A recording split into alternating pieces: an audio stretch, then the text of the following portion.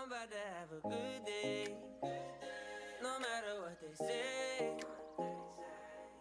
Sun is shining down on me, birds are singing praise. I'm about to have a good day, in every single way.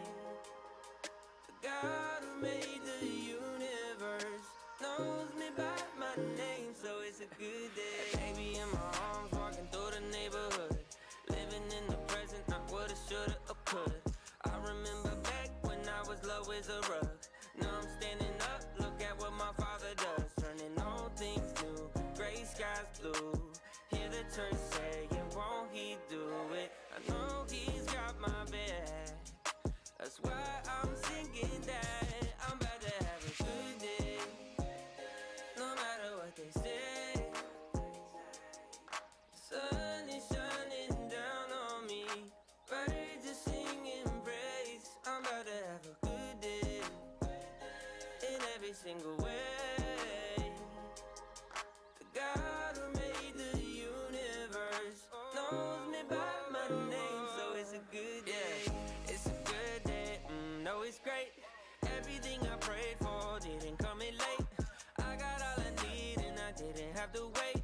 Ask me if you love me, you didn't hesitate. Turning all things new, gray skies blue. Hear the church saying, won't he do it? I know he's got my back, that's why I'm singing that. I'm about to have a good day, no matter what they say. Sun is shining down on me, birds are singing praise. I'm about to have a good day, in every single way. God who made the universe knows me by my name, so it's a good day. Na, na, na, na, na. Na, na, na, na, na, na. Na, na, na, na, na. It's a good day.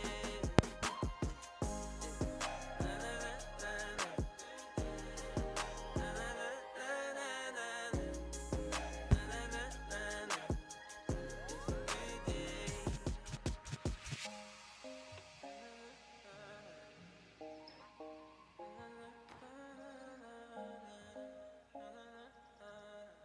Good morning, everyone. Let's stand to our feet today and worship.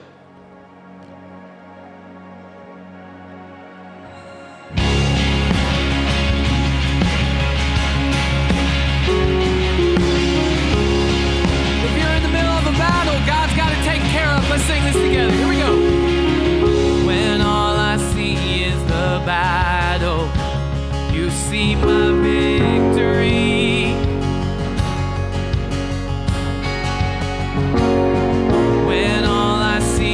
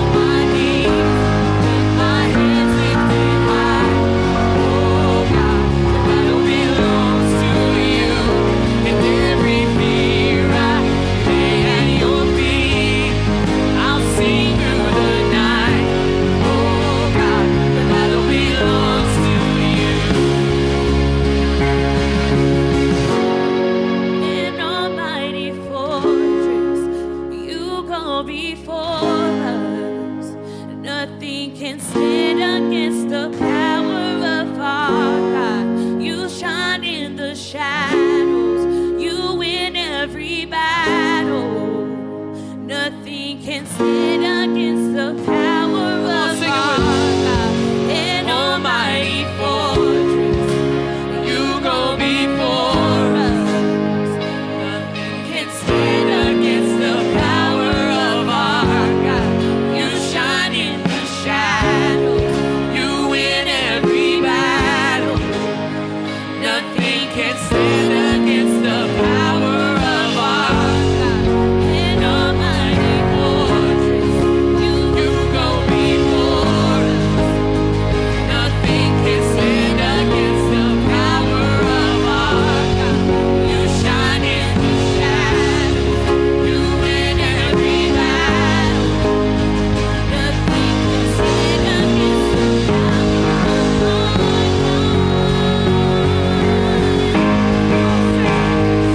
When I fight on my knees, with my hands lifted high. Oh God, the battle belongs to you. Every fear I lay at your feet. I'll sing through the night. Oh God, the battle belongs to you. Oh God, the battle belongs to you.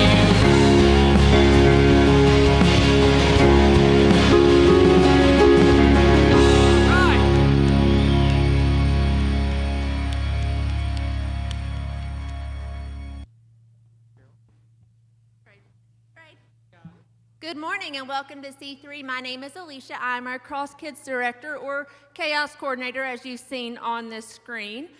We are so excited that all of the awesome guys in our life that we get to be here to celebrate this special day with you. Now, on your way in, you should have received a little raffle ticket. And here at the end of announcements, I'm actually going to draw the winning ticket for this wonderful grilling kit that has all of your grilling needs, plus it has a Lowe's card and a Longhorn Steakhouse gift card in it as well. We sound like an infomercial. All right. Speaking of gifts, if you are new here to C3, you can look behind me here. You can scan the QR code, and we would love to send you a free gift. We're not going to be weird. We're not going to call you or come to your house or anything. But we do just want to give you a free gift for joining us today. You can go to c3church.tv/hub or scan the QR code behind me.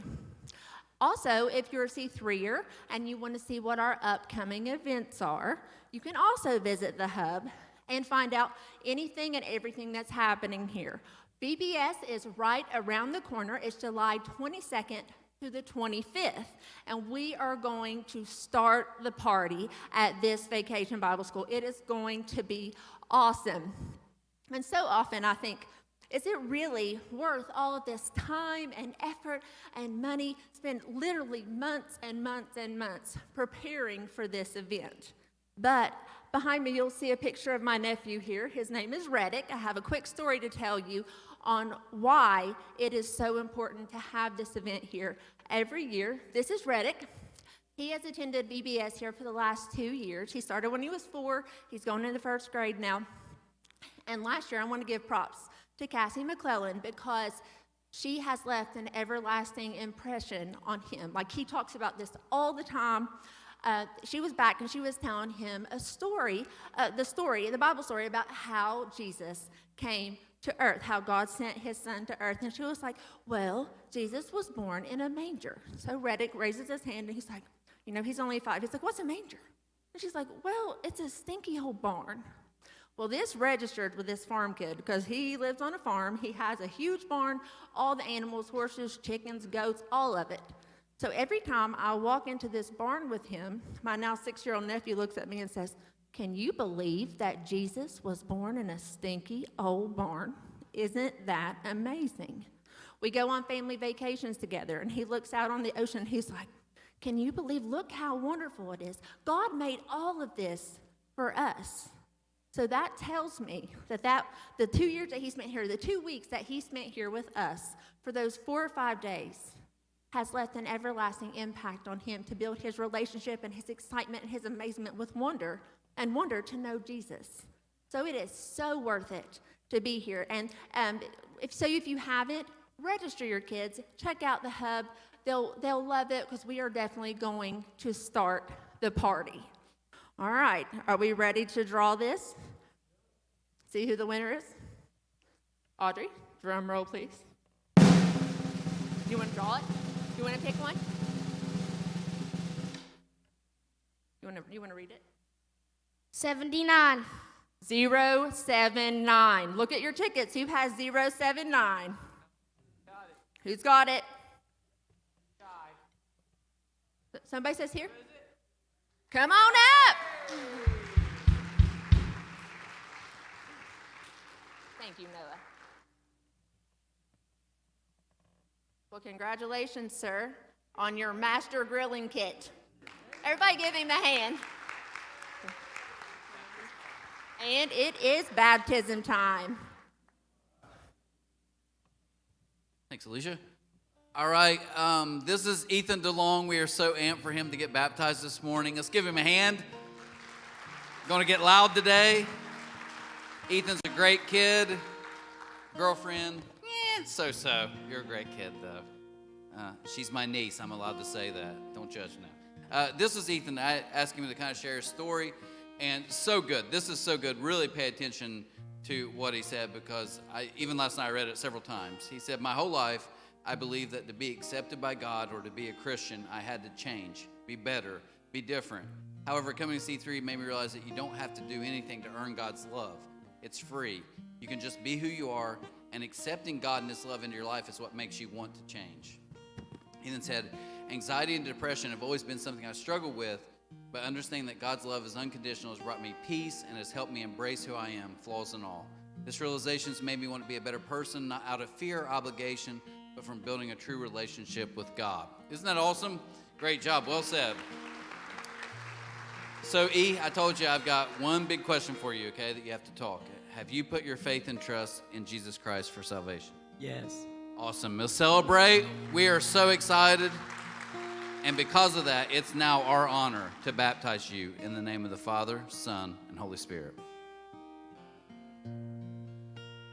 Let's give him a hand today. Celebrate.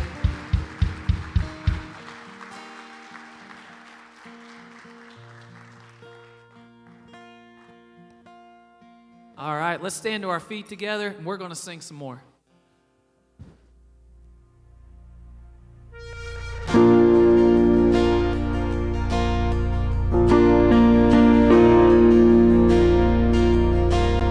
When everything around us may be shaky and uncertain, we can always put our foundation right on Jesus, because that's what He's given us today. Let's sing this together. Christ is my firm foundation, the rock on which I stand when everything around me is shaking. I've never been more glad that I put my faith in Jesus, 'cause He's never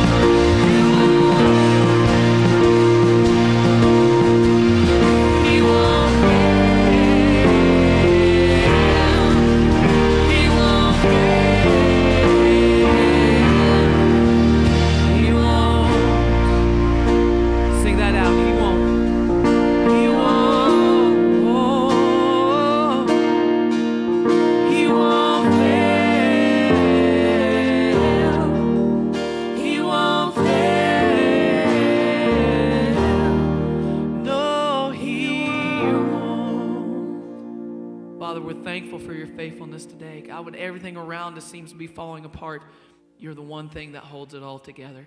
We put our faith and trust in you today as we sing one more to your honor and your praise and your glory. We ask these things in Jesus' name.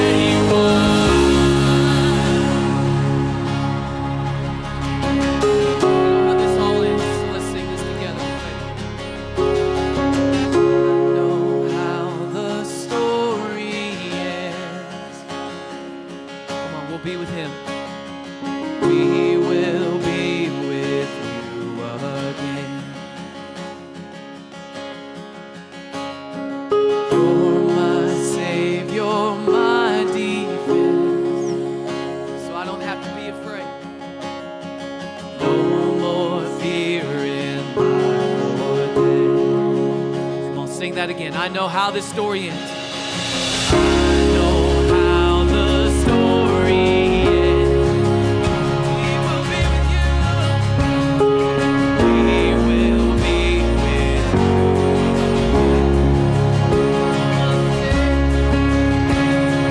You're my Savior, my defense. No more fear.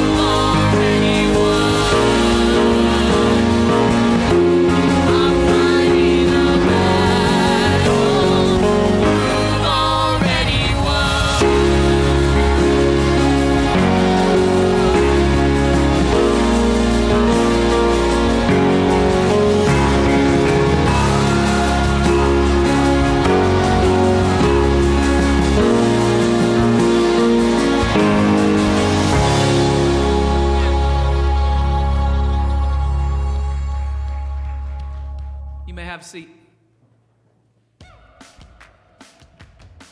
Thanks, guys. Thanks. Thanks, guys.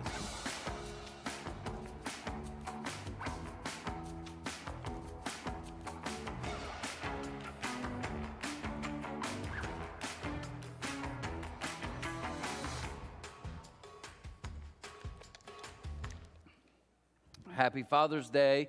So glad you guys are here and watching online. If you give us a thumbs up, just kind of let us know you're joining us live, and we appreciate it, and just so glad we could all be together. Now, I want to do something a little weird. You know, I'm weird, do weird stuff anyways. None of you participate. I don't know why I do any of this, but just for a second, if you would, everybody just close your eyes. Okay, one of you did that. Okay, it doesn't matter. Here's what I want you to do. I want you to think about, as a kid, not heavy stuff, not like really deep and like the hurt. I'm just talking about, can you think about a time when you're a kid, maybe in grade school, and someone said something to you and it stung enough that you still remember it now? Can anyone, I won't make you say it out loud, can anyone remember that? Like hearing something as a kid? Okay, just, okay, 5 of you, 6, okay, 7, thank you. I'm gonna keep going until you just play along. Okay, just make it up. There we go, good. Yeah, so I was thinking, I went to Waterloo Elementary, home of the Wonders, 2-time state champions in the 30s, basketball, awesome gymnasium, wonderful childhood, and I'm in 5th grade. Waterloo Elementary went from kindergarten to 6th, tiny little school, Waterloo, Ohio. And I'm sitting in class one day, and I look at my best friend, one of my best friends, his name is John Sharp, and I said, John, and said this girl's name, I won't say it, some of you might even know her, and I was like, hey, when we play kickball at recess, I want you to like really build me up, man. I need you to like really, honestly, like you got to be a great wingman, build me up.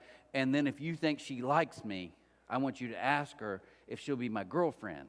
And he's like, I got it, man. Like he was a great friend. He's like, I got it. I'll be selling you. Like we got this elaborate plan during English class. And so we get out of recess, and I'm like behind home plate, and she's out in right field, so he goes out and he starts talking to her. And I watch, and she's laughing, and I'm like, oh, he's doing a great job. And I think she looks at me, so I'm like, okay, she's in. So I keep walking like past first base. I don't care about this game, right? I'm getting ready to have a girlfriend. And as I'm walking out close, like I'm within earshot and I can hear him talking now. And she's like, well, who likes me then? And he says, Trent. And I'm not kidding. She went, who? Trent? Ooh. 3 words. 3 words, literally changed my life forever. I mean, I'm walking out like, man, we're going to probably embrace. We might start kissing in right field. It's going to be like a movie. And I get so close to her, and I'm watching, she's smiling because I think he's building me up. And she literally says, who? Trent? Ooh. That hurts. I thought you guys would be like, oh, you guys just laugh. There's some sickos in this room. All right, let me just tell you about some pain. I know a lot of us have heavy childhood stuff. This isn't heavy, just have a little fun. But I can remember stuff. I remember in high school, I transferred to Ironton my junior year, and there was this girl who was a cheerleader. I liked her. She was very friendly, so we keep talking every day. Like at lunch, I would sit with her and talk, and I'm like, yeah, she likes me too. I can tell she's friendly. She laughs at my jokes. And so about 3 weeks in, I'm ready to pop the question.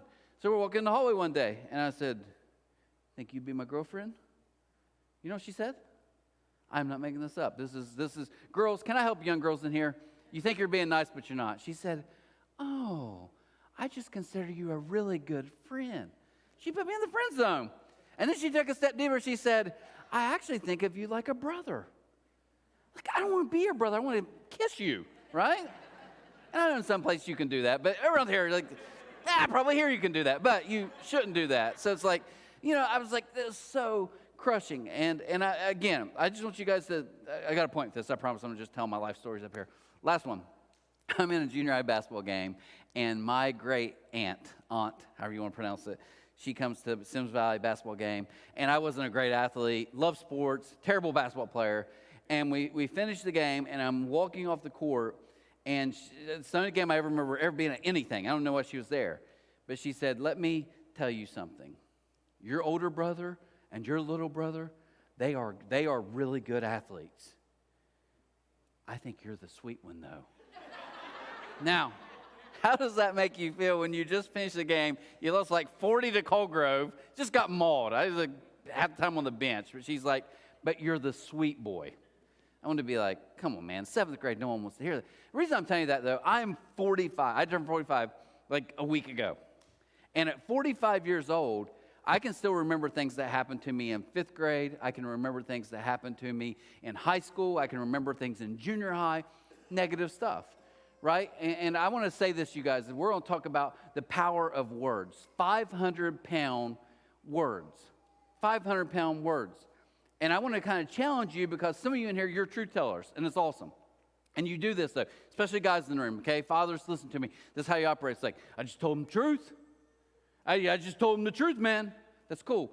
But you know what you call someone who tells the truth all the time? A jerk. Really, seriously.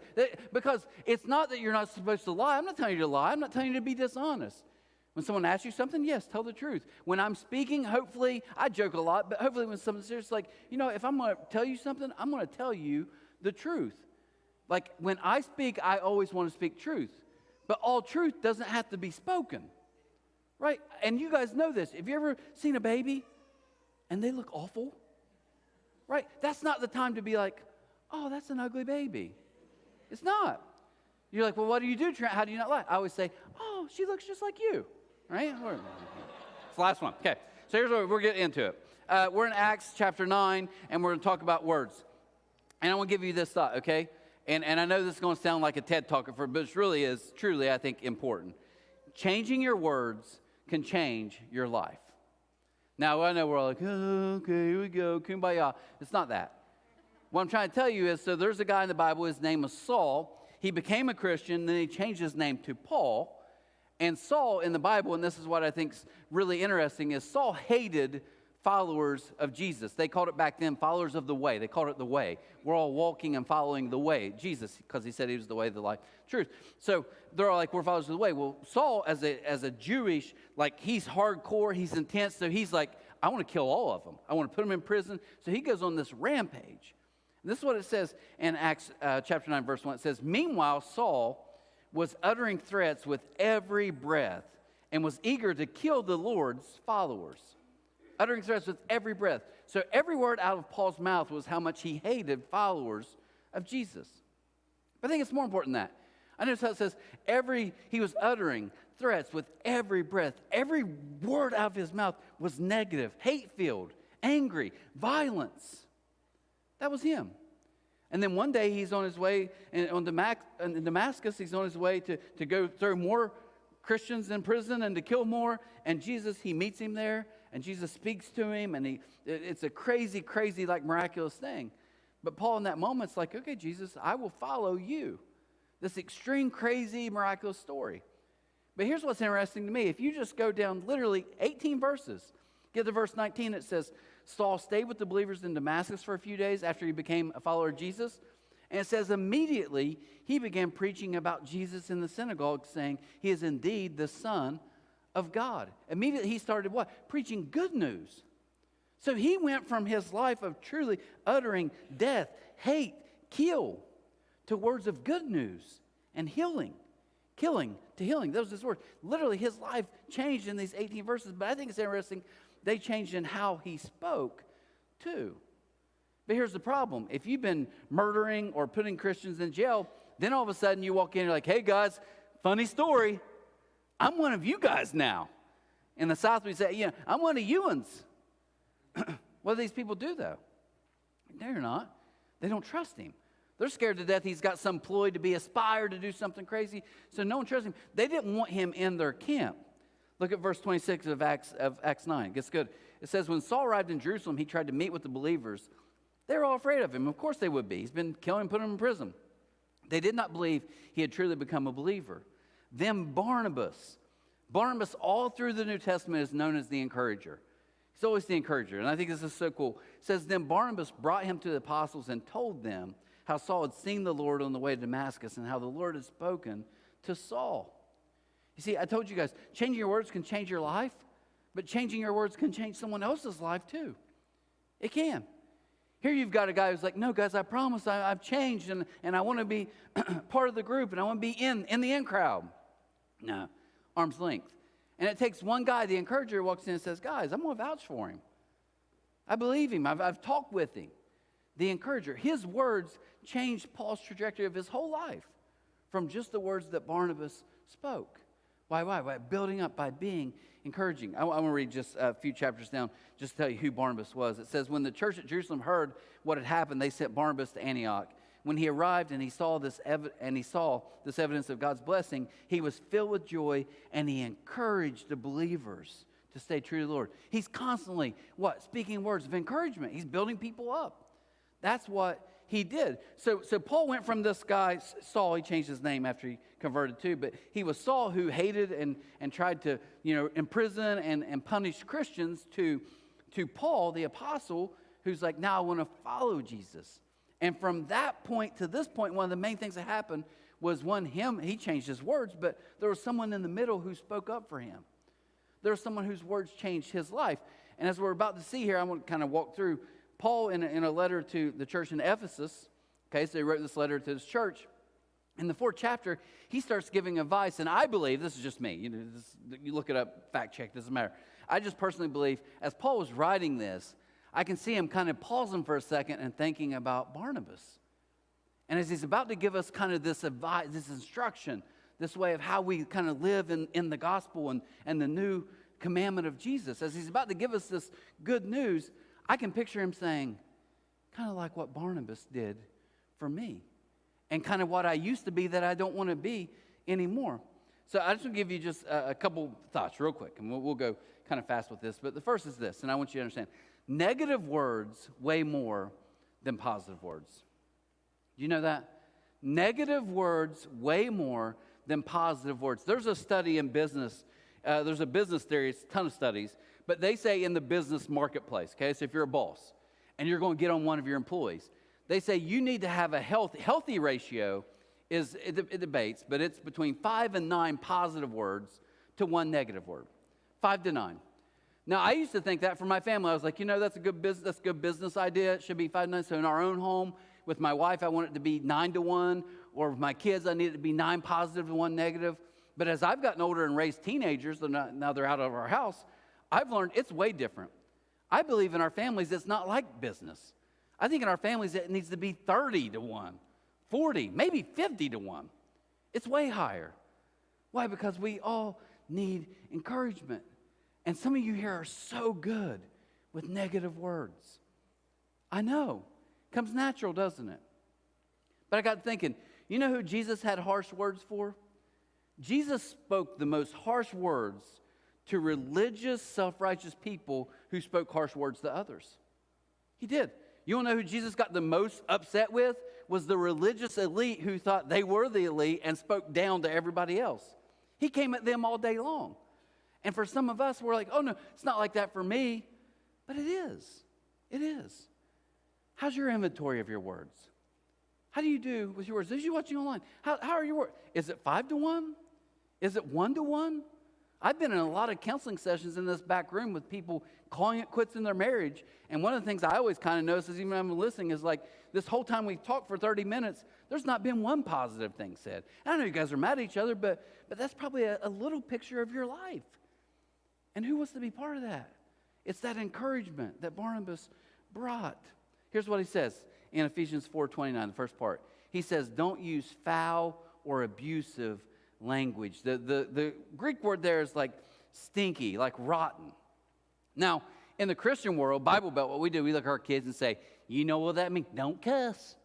No one's going to cuss. Don't you dare cuss. And I'm for it. Yeah, don't cuss. I'm not even saying do that. But that's not what he's talking about. He's like, hey, I'm talking about language that literally makes people sick. When we gossip, when we're trashing someone that maybe we don't even know the whole story. But why? Because we don't like them.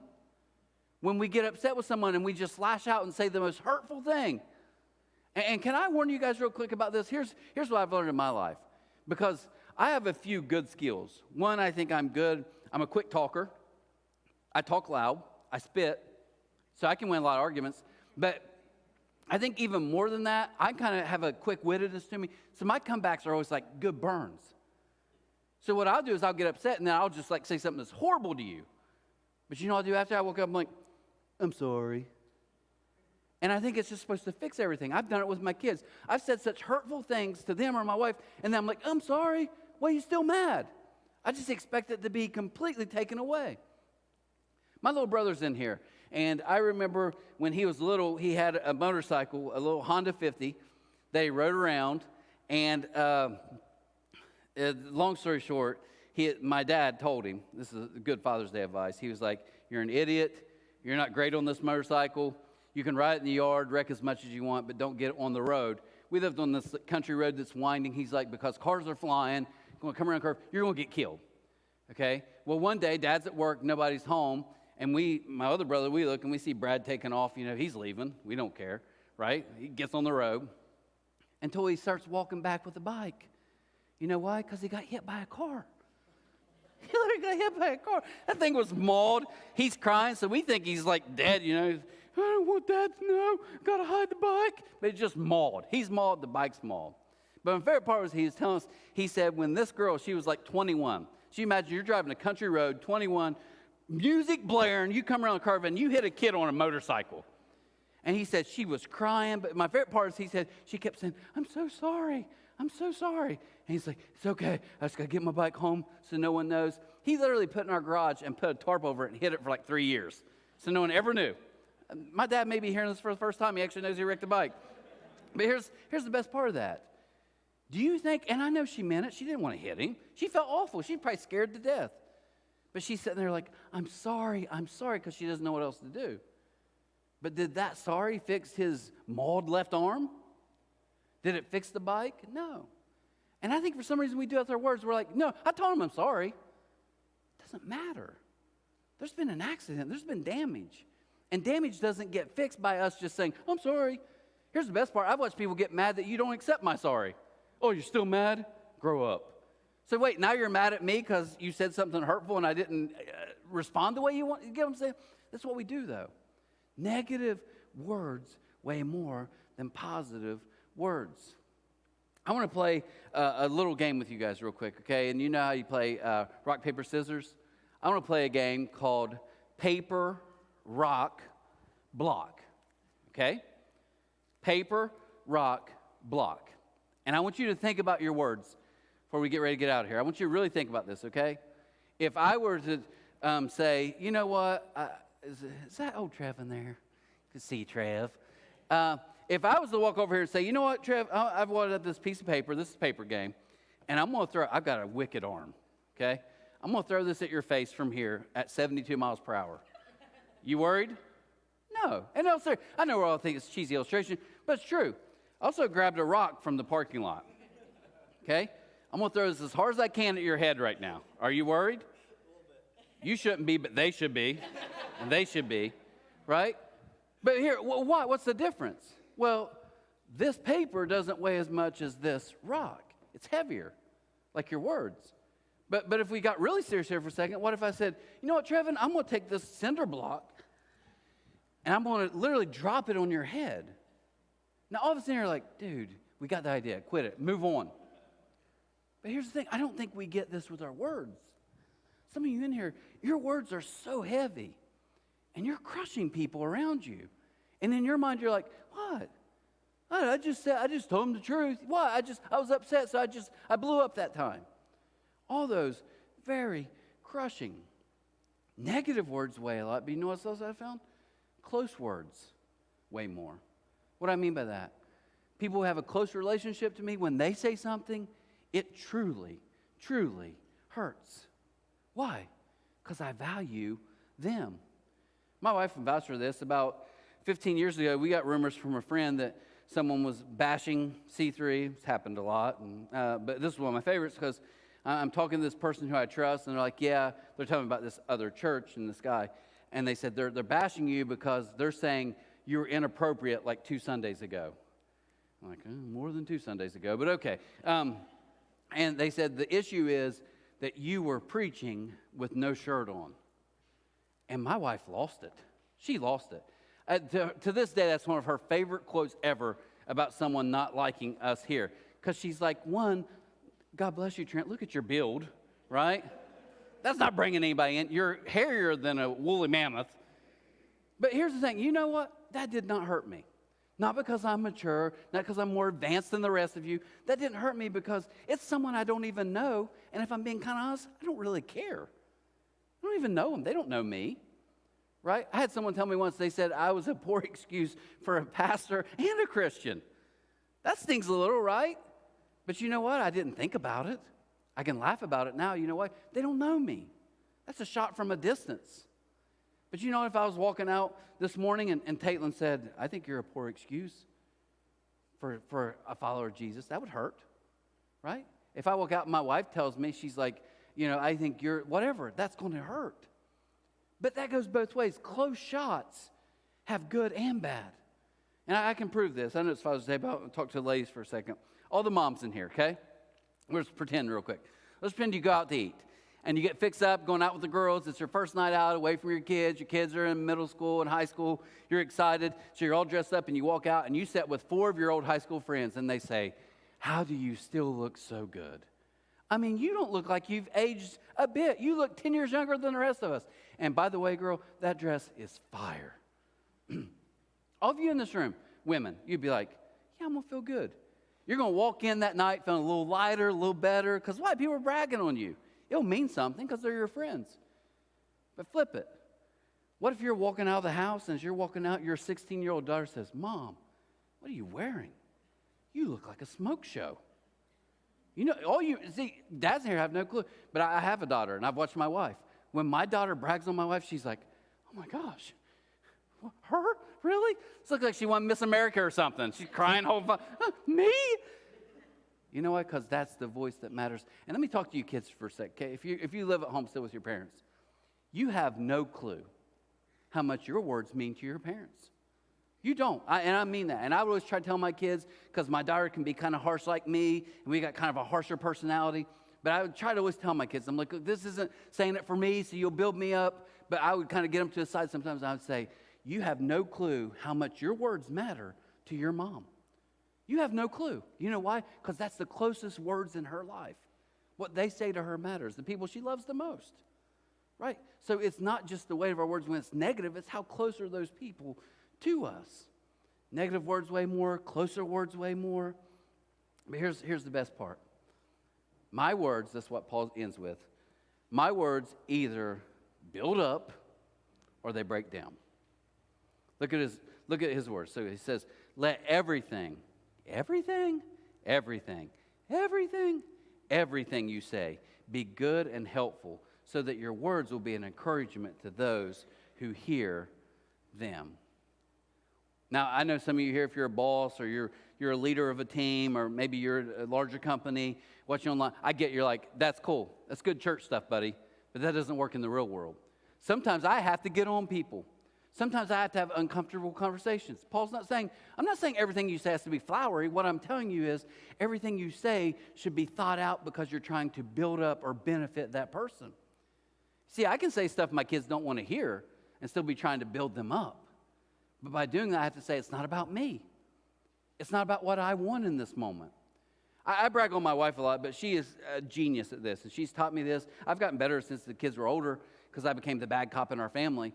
But I'm saying this is some really good advice. What I've learned from my wife is there'd be times I'd be like, I'm ticked. I'm going to go light up my son and say something. And she would say, don't. What do you mean not? She's like, you do. You need to have that conversation. But right now is not a good time. And what I've kind of learned from her, and this is some good parenting advice, it stood the test of time, is I want to say what I want to say the way I want to say it. And my wife's taught me, no. You need to say what they need to hear in the way they need to hear it. And there's been so many times I've been like, I'm going to go, and I'm like, and now I've gotten older, I'd be like, hey, do this. And she's like, I'd wait till tomorrow. Wait till 2 days from now, because this is going on. They're not going to hear what you're saying, right? But you see what I mean? That's our conversation. It's not just me saying something. It's like, how are they going to take this? And am I saying it in a way they need to hear? Because I know they need to hear. This is what Paul's saying. He's saying, let everything you say be good and helpful, even if it seems like it's not great in the moment. But when I get mad and I just lash out, well, I just got upset, that's why I blew up. No, Paul's saying, no, don't ever do that. What he's saying is, let every word come out be helpful for building up. So as I kind of close today, I wanted to share this with you. I was thinking about some comments, some moments where close words have really kind of done a lot, so much for me. My wife, who's in the back here, her parents, so my in-laws, they have a phrase, and they're kind of making fun of us, but they say it, and we love it. They're not really, it's kind of like a little dig. But their joke always is, you're the two, so they have 3 daughters. They're like, you are the two that we fully believe could live in a little wooden box in the middle of nowhere, and we would visit you a year later, and you two would be in there cracking jokes. Like you're the only 2 people we've ever met who can just entertain each other the whole time with nothing outside of you. And what they're kind of saying is you're both weirdos, you know, and no one else really gets your sense of humor, I'm sure, and you know, you're immature. I'm sure all those things. But what they're really saying, it's the greatest compliment to me. It's like at the end of the day, you don't need anything else. You two are really, truly happy with each other. And I got thinking about the power of dads. And my dad, who's out in the lobby, and, you know, he grew up, and all you guys my age and, like, older, you know, generations change. It is what it is. But my dad is part of the generation, you know, they're tough. You be tough, which I love. But it's not like, oh, baby, come here, hug daddy. It's, you know, it's a pretty, like, it's a tough word. He grew up with a ton of brothers, big family. And my dad wouldn't be the type, like, just complimenting. He's changed now, he's gotten older. But then it'd be like, you know, it wasn't a lot of compliments. And I was thinking back to 2015. I remember when we built this place. First week we were walking in, I was walking right back there. And he was standing inside. He was just kind of looking around. And he said, this looks really good. I'm impressed. And I don't know why he said it, but he looked at me right in the eyes and he said, I'm really proud of you. Now, I'm a 45-year-old man, and I'm telling you, those words to this day still carry so much weight. And here's what I want you guys to hear. You guys don't believe your words don't count. Oh, I know people's words can hurt me, but my words aren't the same. It's exactly the same. So here's what I want to challenge you guys with. You can never get or give enough sincere encouragement. We said that again. You can never give or get enough sincere encouragement. That's what I want to challenge you guys with today, is as we walk out of here, let's use our words to build up. You see, I can take this block, and I can drop it on your head today and maybe kill you. But I can also take this block and I can set it on the ground, and then I can go get another block and stack it, and I can build a skyscraper. The exact same thing. One is very heavy, but it's being used for something good to build up. The other is used to destroy. And this is what Paul's saying. He's saying, don't let your words go that way. Now, let me just talk to the followers of Jesus real quick. If you're here this morning or online, you're not, man, that's awesome you're here. Hopefully you can take something with you, and I'm thankful for you, and maybe God's kind of speaking to you. But here's what I'd say. If you're a follower of Jesus, this isn't a TED Talk. What this is Paul is saying, hey, remember the new commandment?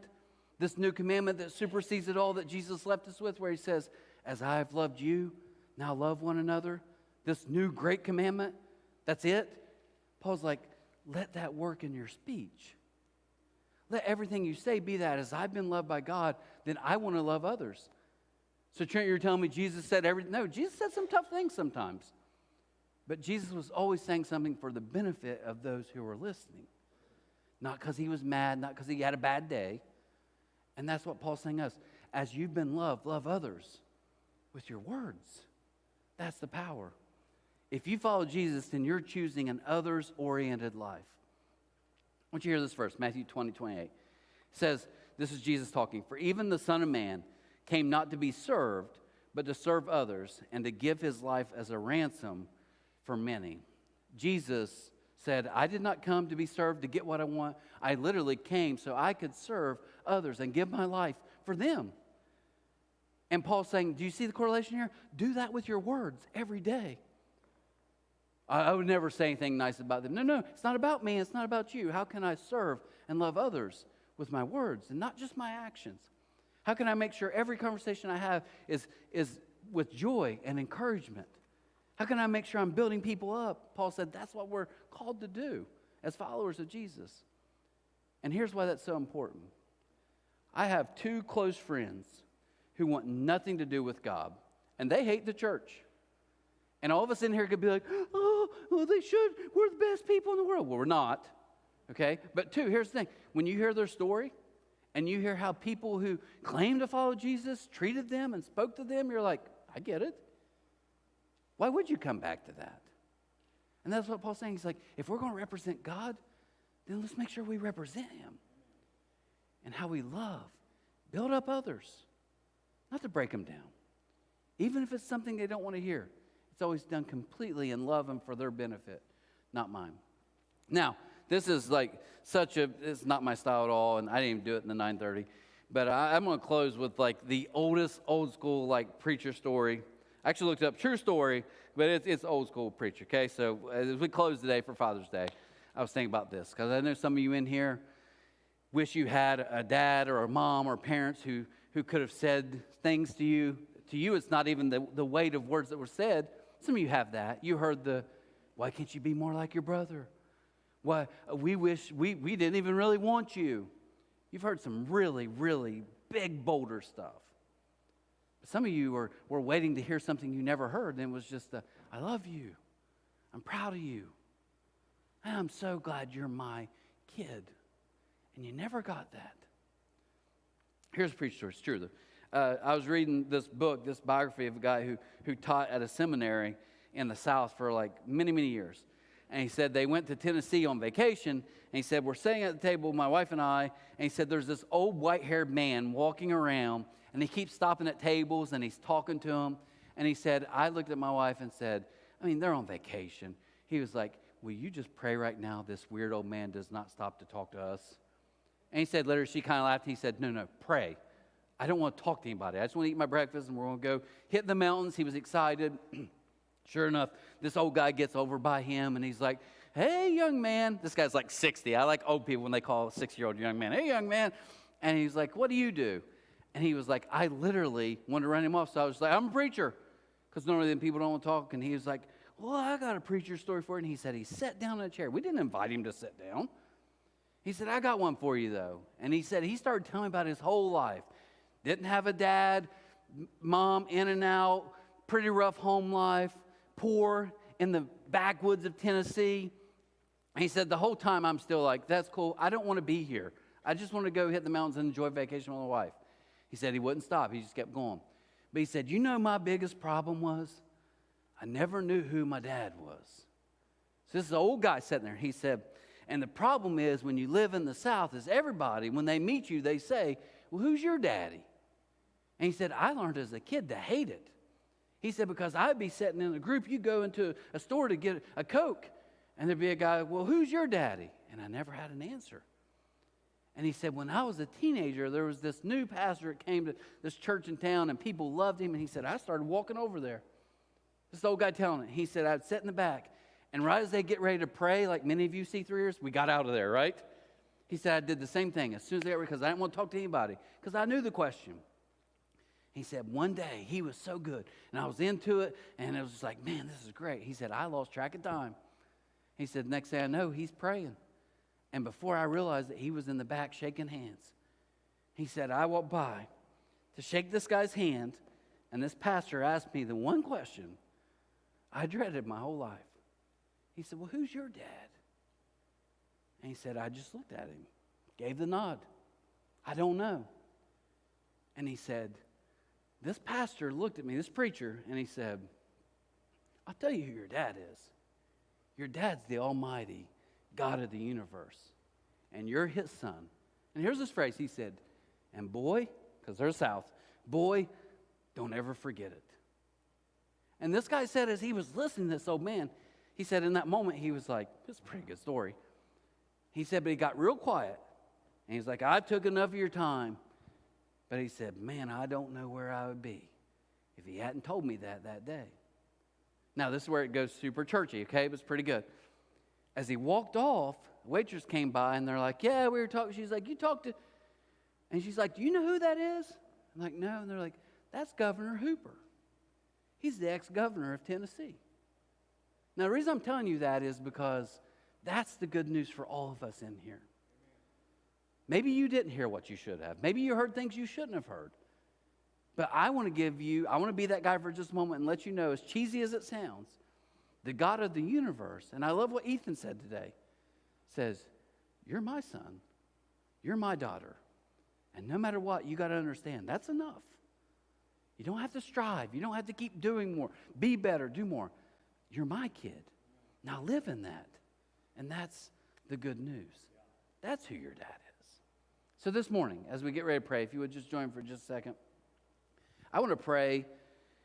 Everyone in this room, everybody watching online, just take just a moment, okay? Just kind of get quiet and close our eyes. And I want you to hear some really heavy, good words. And here it is. The God of the universe loves you more than you could ever imagine. You're his child. And if you don't get anything else today, throw all the words outside. I want you to hear these words. He loves you unconditionally. That's the good news of the gospel. He loves you so much that he gave his son so you can have life. His son did what we couldn't do and paid the price we couldn't pay so we could be right with God. That's the good news for you today. Now, if you're a follower of Jesus here this morning, here's what I'm going to challenge you to do. I want to challenge you when you leave here this week. When you get worked up, when you're angry, when you're about ready to let something slip or say something that you know you shouldn't, just if you could, just take a deep breath. Just count for a few seconds. And just think of this thought. Is what I'm getting ready to say going to build up or better this person? Because if it's not, according to Paul, that's foul and abusive. And just don't say it. I want to challenge you this morning to be that person. I want to challenge you to be good news to some people this week at work and at home in your neighborhood, because you're the one who encourages. You're the one whose words always build up and don't break down. Your words heal, not kill. That's what Paul's trying to teach us. Father, I thank you so much for this group. Thank you for this time and for the fathers in this room, for the fathers listening. God, so many great, amazing families, and we are so thankful for them. For some of us here, it's kind of a sad day because we think about how much we love those who are not with us anymore. But I just pray today that we would be reminded as fathers, as parents, as kids, as co-workers, as bosses, our words have incredible weight. And our negative words weigh even more. So God, help us to use our words only to build up and to better, to love as we have been loved with our words and our actions every single day. Father, as we leave here today, let us be good news to a world that desperately needs it. And we ask these things in your name, and amen. Guys, have an amazing Father's Day. Hopefully see you next week for the final week of the series. Have a good week.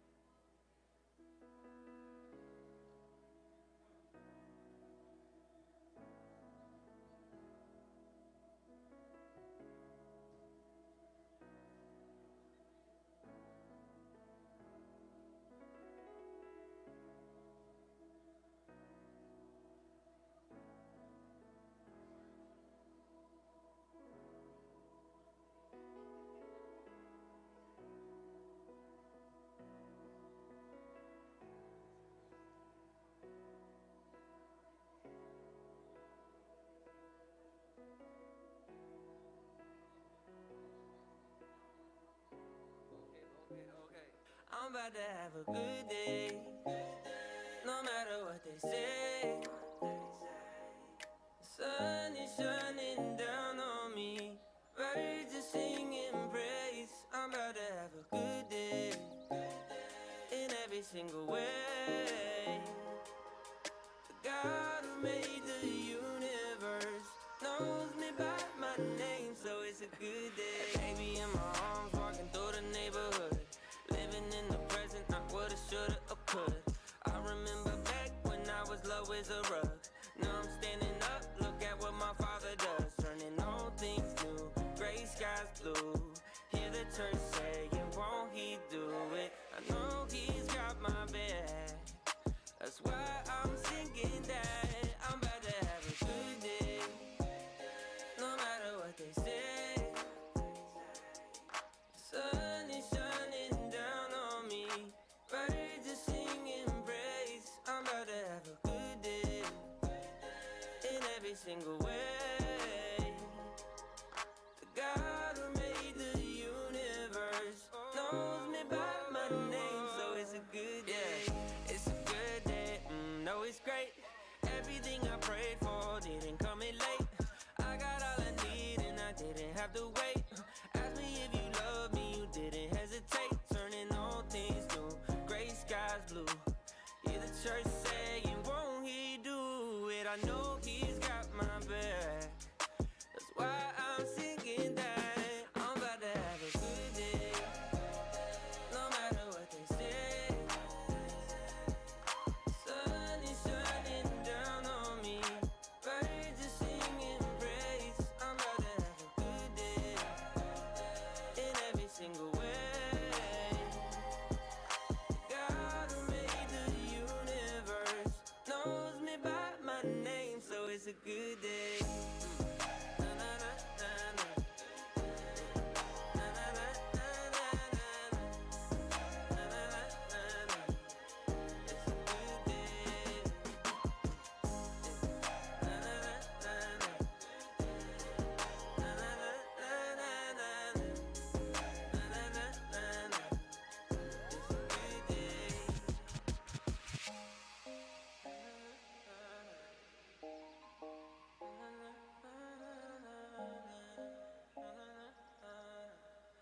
It's a good day.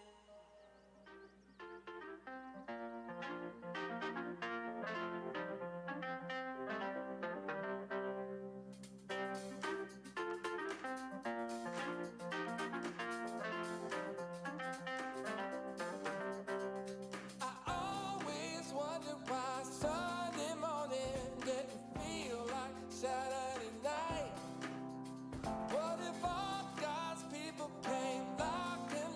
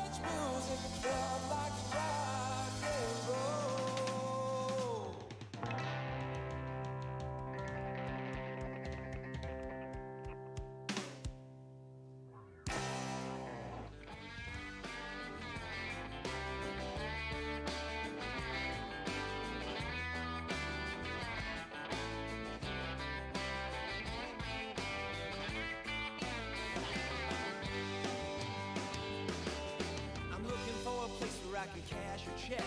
I'm looking for a phone where I can call collect. I'm looking for a place where I can make a plan while I'm waiting for a gift from God's left hand. Waiting for a gift from God's left hand. I'm looking for a driver who can give me a jump. I'm looking for a push to get me up to the pumps. I need a revelation I can understand while I'm waiting for a gift from God's left hand. Waiting for a gift from God's left hand. And my tears are high, and my coffee's cold. And this ribbon I'm threading isn't ever gonna turn to gold.